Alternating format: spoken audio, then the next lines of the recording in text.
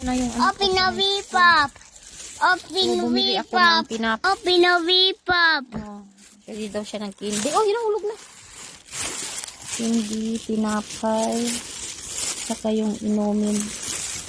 Itong inumin niya. Ano, hulog na.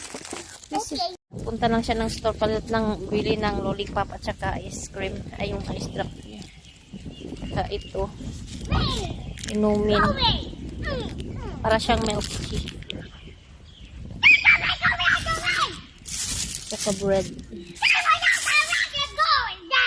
Oy, what happened? Busy, oy. Ano? What doing? So, dito muna laro-laro ko muna siya dito kasi para maano. Galing ng paaralan para makalaro. Ito lang yung